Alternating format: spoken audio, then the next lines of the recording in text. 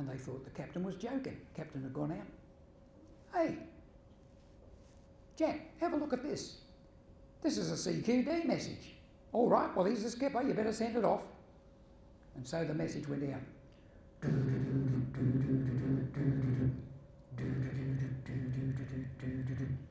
CQD, CQD, CQD, DE, this is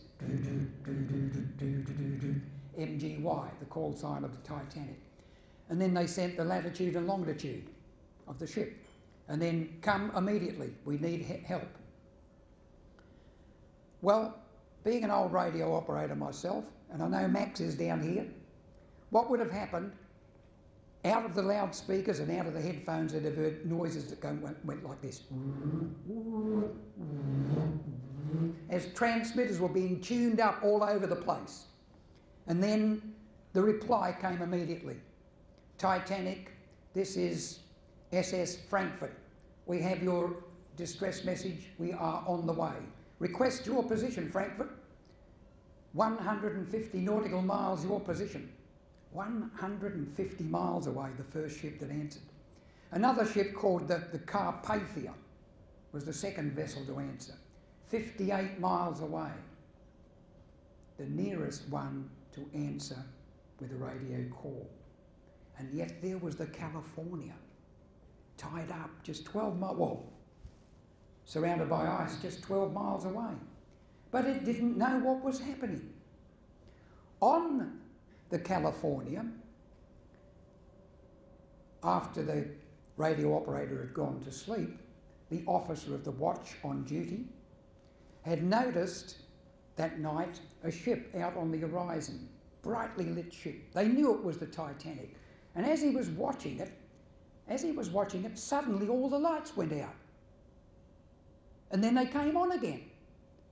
He couldn't believe it. He thought, that's funny. I must have blinked or something, because I'm sure those lights went out. That was the very moment that the ship passed by the iceberg. But he didn't know that. And of course, after a while, on watch later on, the first rocket went up. Rockets at sea mean distress. And then he thought to himself, nah, this is the Titanic. They got Bruce Ismay on board and all these VIPs. This is a sort of a picnic. They're sort of showing them what to do. This is an exercise. This is how he rationalised. 20 minutes, another rocket went up.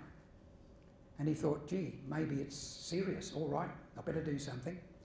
So he called out to one of his seamen, Johnson, wake the steward, tell the captain we're seeing rockets go up. Well, Mac would agree with me here. There are people in the Navy who you do not disturb. Certain naval officers, you cannot touch them. You cannot physically touch a ship's captain to shake him and wake him up, right?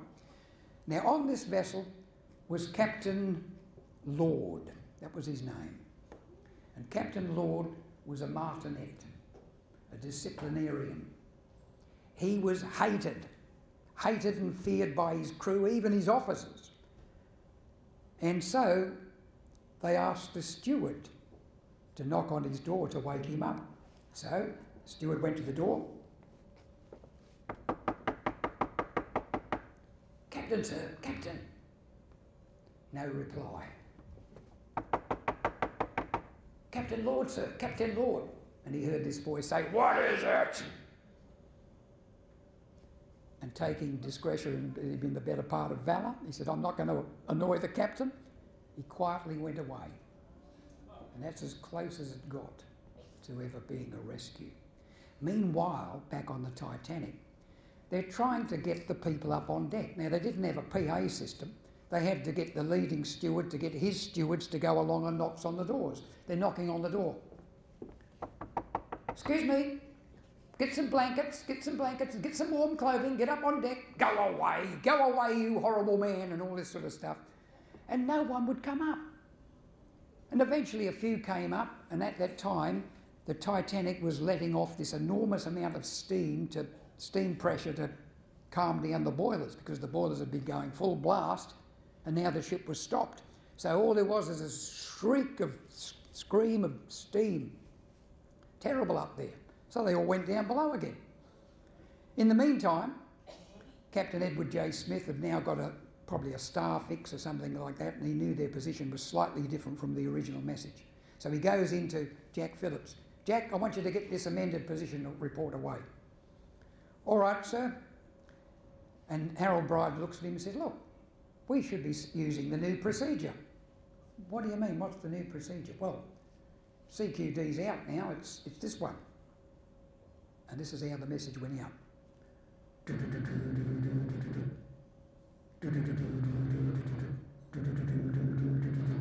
SOS, SOS, SOS. And now people were listening in all over the place. There were amateur radio operators in New York listening on. There were 32 ships strung out between New York and London. But most of them didn't have radio. Just a few ships.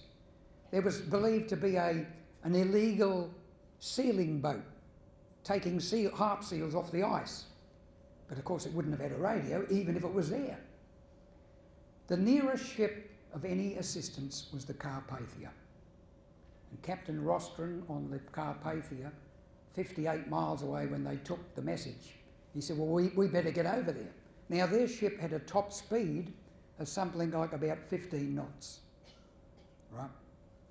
But they closed down all the ancillary equipment, they tied down the safety valves, and the stokers got in there, built up the boiler, built up the steam, and she was doing 17 knots, far above her so-called top speed, to get to the Titanic on time. By now, of course, on the Titanic, people are up on deck, the noise has stopped. Come on, ladies and gentlemen, get in the boats, get in the boats. No one would get in the boats. By now, of course, the ship is lower in the water and it's got a slight list to starboard. They're trying to launch boats on the port side, on the starboard side, and one of their boats has actually swung out. And there's a gap of maybe 2 or 3 feet between the side of the boat and the boats. Doesn't seem much, but when you're looking down about 70 feet to water, and you know that if you slip, you're gone, it takes courage. No one would get in. Come on, ladies, if we get first-class passengers, ladies. Well, one woman, Lady Cosmo Duff Gordon, threw this stole around. Come on, Mary. And her and a maid stepped into the boat. They started to lower the boat as one sailor got in to steer it, one man up front, and then the rest of them men jumped in. That boat pulled away from the side with 14 people on it. Boat number 1 should have taken 42 people. It pulled away with 14. By now, of course, other boats are being pushed out on the davits to be lowered. But as I said, they had very few experienced seamen. There were all sorts of muck-ups. Boats were coming down unevenly. Things were getting caught up in the davits. They were having to cut things away with seamen's knives. But gradually, as the boats came down and the ship got lower in the water, people started to think, well, gee, there's a lot of people on deck. There's not many boats. There's not many boats here at all. And that's the time the panic started. At that moment, the ship had been slowly going down by the head, but the whole ship was above the water at that time, and all of a sudden it went boom. Something happened. What it was is the vessel had broken its back. Its keel had snapped, and it was only the plates that were holding the two halves together. The front half went down and up and down again.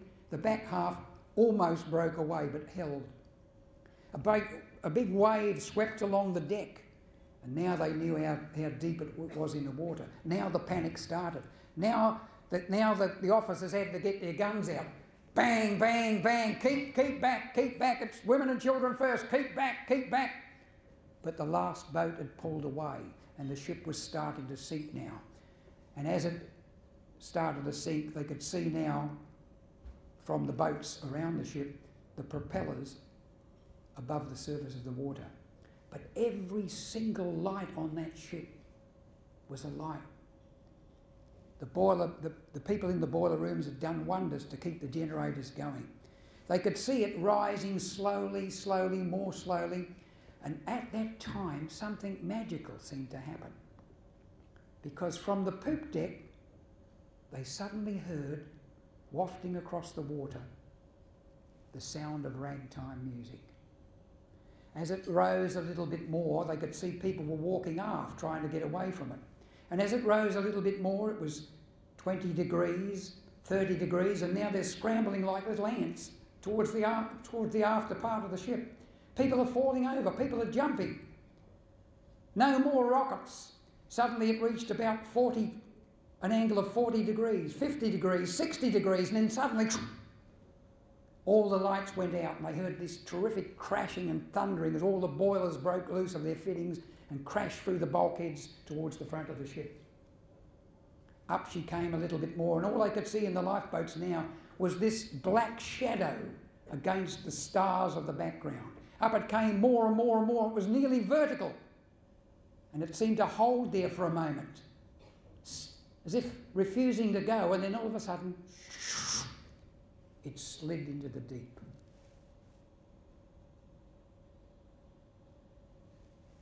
Bubbles of blazed came above the water, and they could hear in the lifeboats hundreds and hundreds of people, "Help me, help me, help me," coming across the water, the cries. But they daren't go back into that melee. Besides, most of them didn't know how to handle oars anyway. Gradually the sound died away, less and less and less, until eventually they heard the most dreadful sound of all. Total silence. It was cold that night, bitterly cold. There was no wind, no star, no cloud, and a million stars shone down upon the surface of the sea, reflecting in the inky blackness, to reveal a circle of lifeboats, and in the middle, nothing. It was as if the great Titanic had never been. Thank you.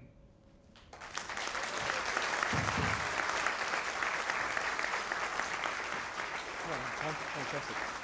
Ladies and gentlemen, master storyteller Tom Webb. Thank you, Alan. Storytelling at its grandest and most majestic. Fantastic, Tom.